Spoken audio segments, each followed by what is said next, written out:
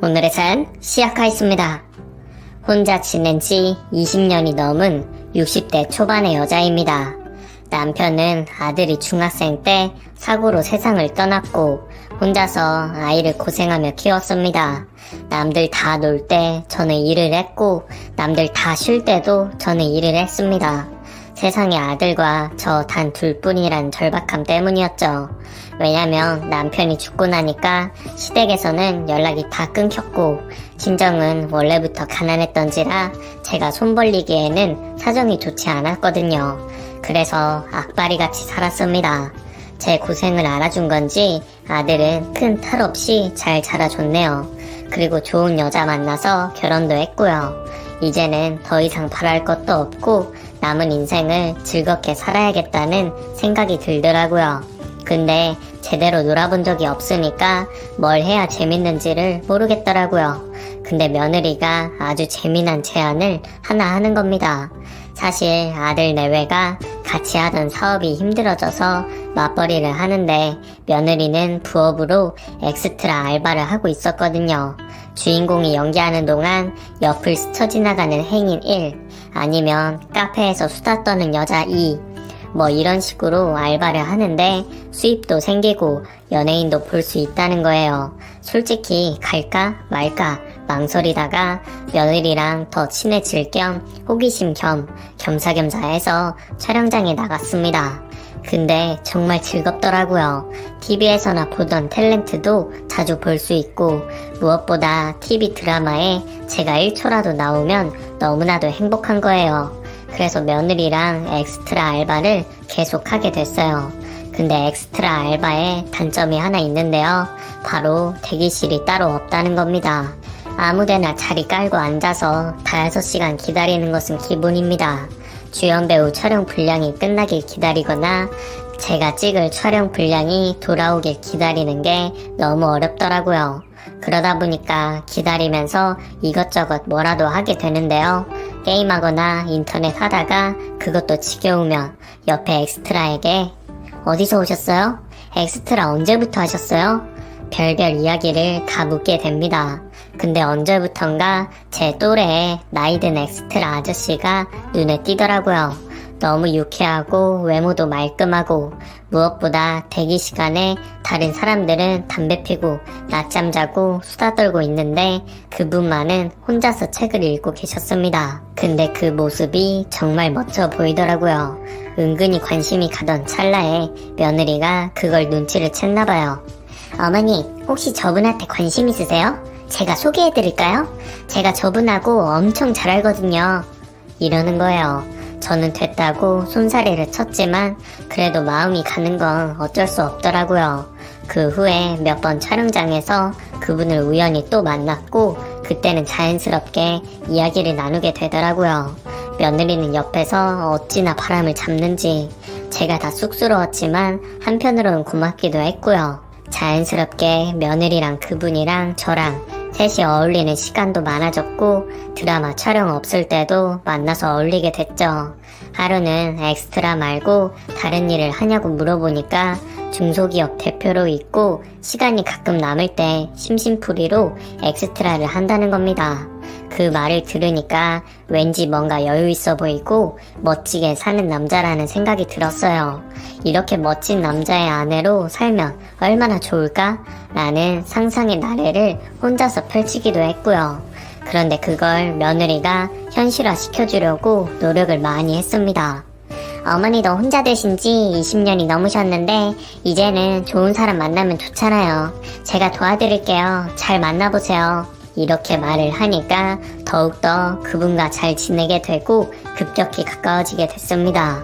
그분은 이혼 후에 혼자 살고 있고 아들은 미국에 유학을 보냈다면서 아들 사진도 보여주는데 무슨 외국 배우 뺨치게 잘 생겼더군요.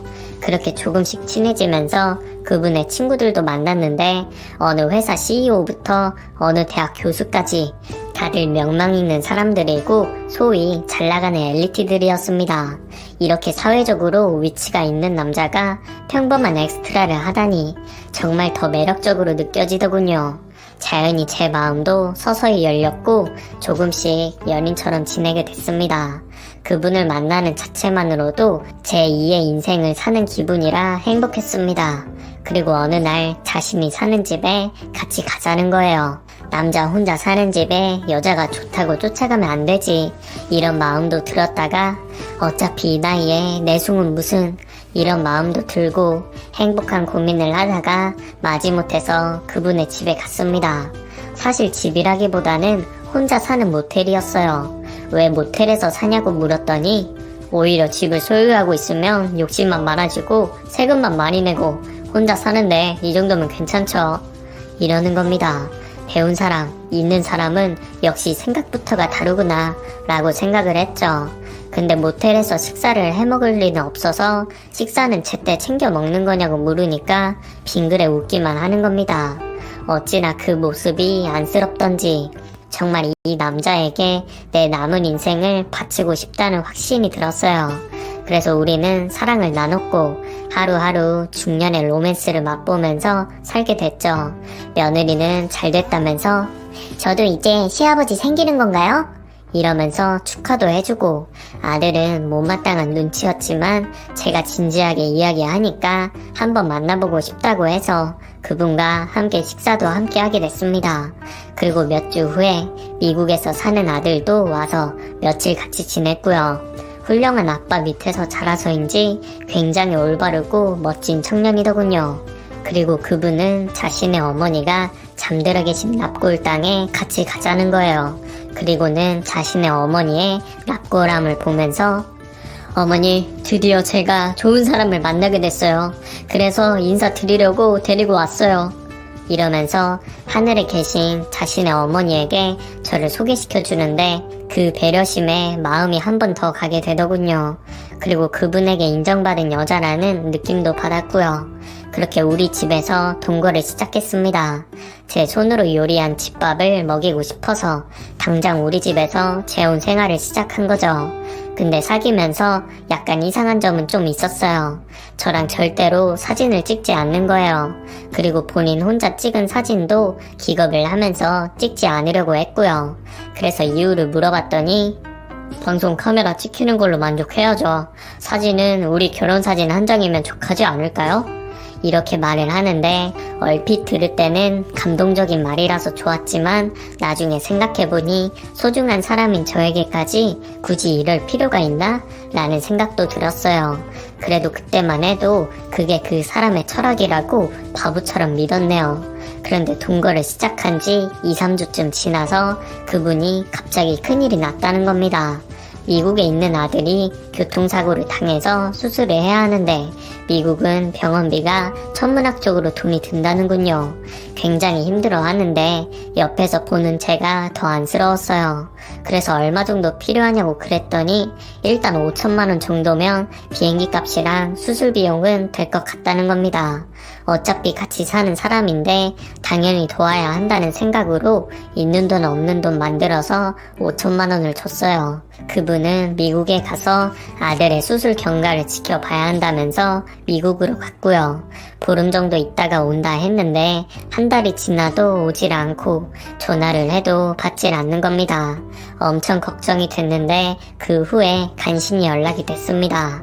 미국에서 수술 경과가 좋기는 한데 한국에 가서 수술을 한 번 더 받아야 할 것 같다면서 돈이 더 필요하다는 겁니다. 그래서 주택담보대출을 받고 시골에 있는 땅을 금매로 팔아서 또 5천만 원을 입금해줬죠. 그때쯤 되니까 며느리가 근데 어머니 혹시 모르니까 차용증 받아두시는 건 어떠세요? 라는 거예요. 믿고 같이 사는 사람끼리 무슨 차용증이냐고 이런 지하에 거절을 했지만 그래도 내심 찜찜하긴 하더군요. 근데 바로 한국으로 온다는 사람이 일주일이 지나도 한 달이 지나도 연락도 없더니 아예 전화번호가 바뀐 겁니다. 설마 했죠. 속았다는 걸 안 건 몇 달 후에 TV를 보는데 소개받았던 그분의 친구가 엑스트라로 나오는 겁니다. 그때는 대학 교수라고 들었는데 왜 엑스트라를 하는 거지? 의심이 들더라고요. 그래서 며느리를 통해서 물어서 그분을 찾았습니다. 저를 보고도 몰라보더군요. 그래서 설명을 했더니 이런 놀란 소리를 하면서 저는 그때 대학 교수 역할을 해달라고 부탁받아서 연기를 한 것뿐이에요. 이러는 겁니다. 그럼 그분하고는 어떤 관계냐고 물었더니 그냥 엑스트라로 오다 가다가 만난 게 전부예요. 일당 받고 저는 교수 역할을 한 거고 옆에 다른 배우는 CEO 역할을 한 거고요. 그 말을 듣는 순간 속았다는 확신이 드는 겁니다. 그때부터 소중한 그분이 아니라 그놈을 잡아 죽이고 싶다는 생각만 드는 거예요. 그럼 미국에서 왔다는 아들도 배우일 수도 있겠다는 생각이 들더군요. 잡기는 잡아야 하는데 생각해보니까 저는 그놈에 대해서 아는 게 거의 없었습니다. 그때 문득 든 생각이 어머니 납골당이었습니다. 며느리와 함께 납골당을 찾아갔더니 세상에나 어머니라고 소개해줬던 그 납골함도 다른 사람 거였습니다. 말 그대로 아무 상관이 없는 납골함에 대고 그놈은 쇼를 한 거였습니다. 1억이 홀라당 날아가 버린 거죠. 너무 억울하고 분해서 일단 경찰에 신고했지만 도저히 분이 풀리지 않는 거예요. 돈도 돈이지만 어떻게 사랑을 가지고 사기를 칠 생각을 했는지 그 사기꾼 놈에게 치가 떨렸습니다. 며느리는 본의 아니게 어머니를 사기에 휘말리게 해서 죄송하다며 몸둘 바를 모르고 아들은 아들대로 며느리에게 역정을 내면서 분을 삭히지 못해서 씩씩대더군요. 근데 그런 게 다 미안한 겁니다.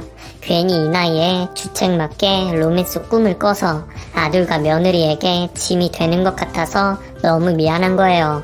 잠시 스스로 어떻게 해버릴까? 나쁜 생각까지도 드는 거예요.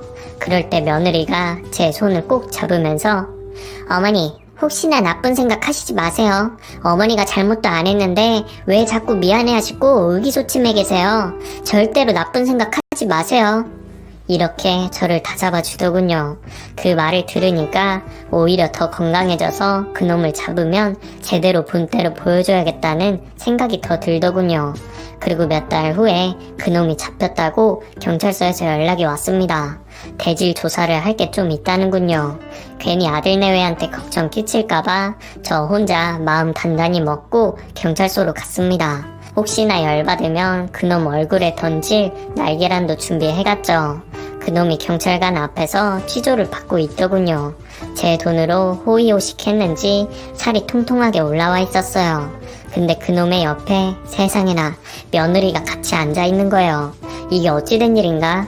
놀라서 물어보니까 함께 공범이라는 거예요. 알고 보니 며느리가 그놈과 짜고 저한테 돈을 빼돌려서 그걸로 나눈 거였습니다. 너무 괘씸하더라고요. 그래서 며느리에게 왜 그랬냐고 했더니 어머니 죄송해요. 근데 저희가 힘들어서 돈 좀 달라고 했을 때 좀 도와주셨으면 좋았잖아요. 세상에나 이걸 핑계라고 하다니 며느리에게 더욱더 화가 났습니다. 그놈 때리려고 준비해간 날계란으로 며느리의 뒤통수를 후려쳤습니다. 경찰들이 말리고 난리가 났죠.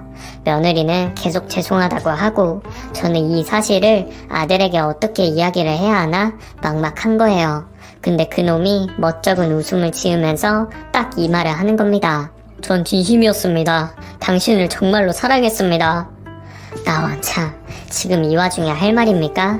그리고 이게 사기친 놈이 할 말입니까? 저는 그놈의 멱살을 잡고 내 돈 내놔. 내 돈 어딨어? 하지만 그때는 또 아무 말도 없는 거예요.